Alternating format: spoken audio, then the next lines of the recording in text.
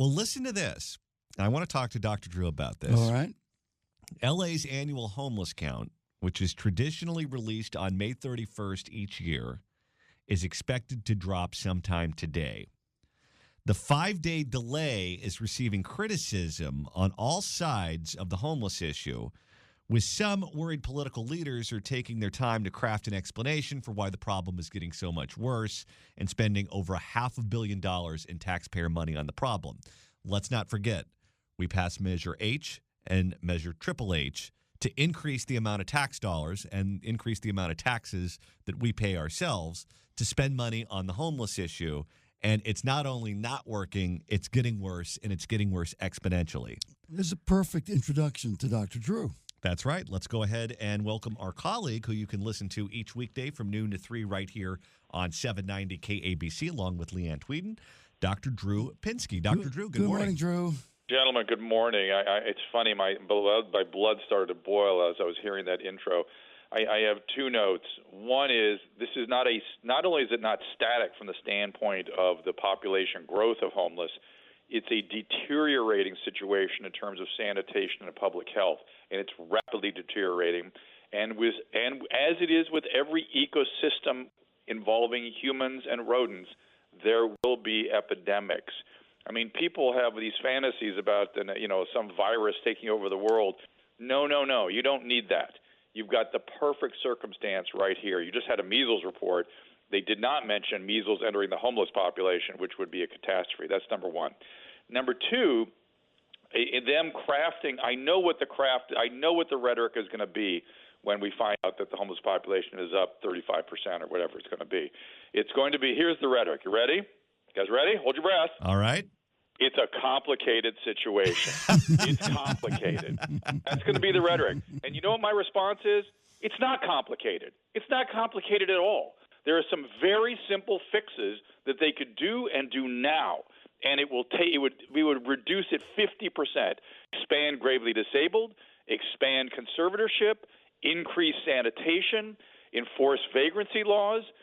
Get the LA Mission involved, which says they can house people for $5,000 a unit as opposed to $500,000 a unit, which is the city's idea. Let's do these four things and get it over with. Let's do it.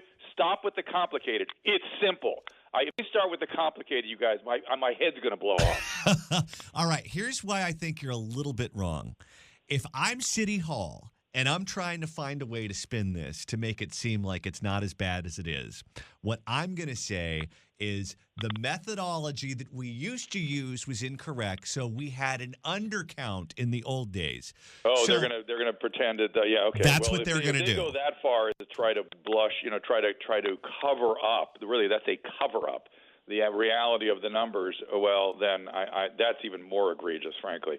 They look. This is going to be. My fear is something's going to burst. 2 or 3 infectious diseases will really get going. And then we're going to have the National Guard, and then people are going to be moved into tent cities, and it's going to be a freaking mess.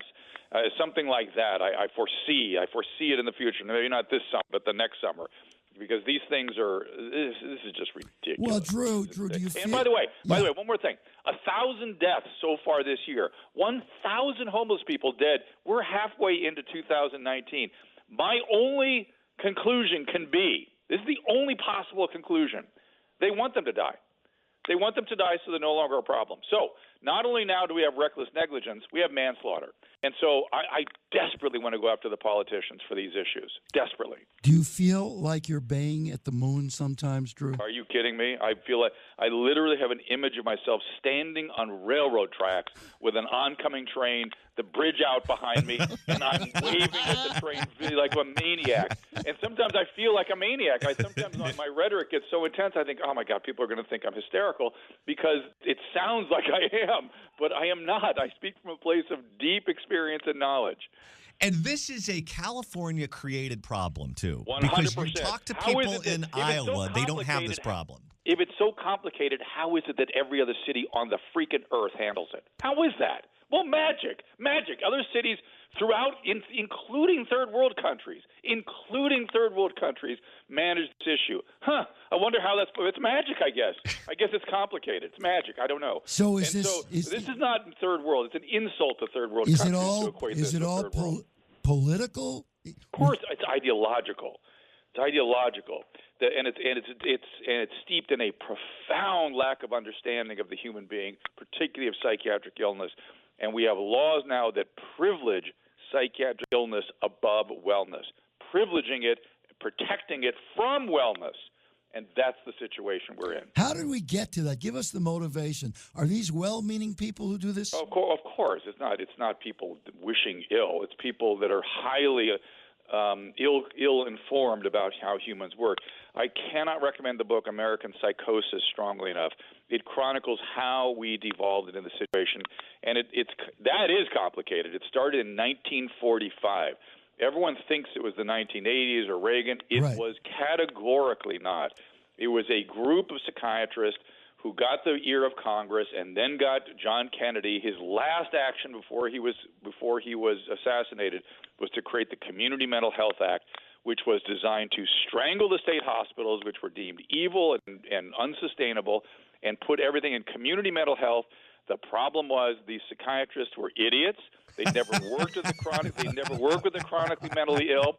Their concept was that they were going to prevent mental illness, something that to this day no one knows how to do, and they made no provisions, I mean zero, for the patients pouring out of the state mental institutions that over 20 years were strangled, and one state by state, community by community, closed. Remember, the federal government is not designed, the Constitution does not specify that the federal government has powers to deal with mental health. So it was always relegated to the communities locally and state. In fact, President Pierce, vetoed one attempt by the federal government to get involved in mental health because it's not in the Constitution. The 10th Amendment relegates it to the state. And there it has remained until John Kennedy created this Community Mental Health Act, which was a disaster, and it was eventually slowly decayed over 30 years. And then Ronald Reagan did close the community mental health centers that were completely dysfunctional in the 80s, but the state hospitals were already long gone. All right, Dr. Drew, I'm sure you'll have more to say about this at noon today. Drew, I want you to feel free to state your opinion. You know what? I don't have a lot of opinions, but when I have them, I know they're in my bones because I experience them. I know what it is. I've worked in a psychiatric hospital for 35 years. And it I has know what to this drive you crazy. Yes, it does. Yes, sir. Okay, it all does. right. Thank you, Drew. So you'll see me in an institution soon. All right, Dr. Drew, thanks so much. Hey guys.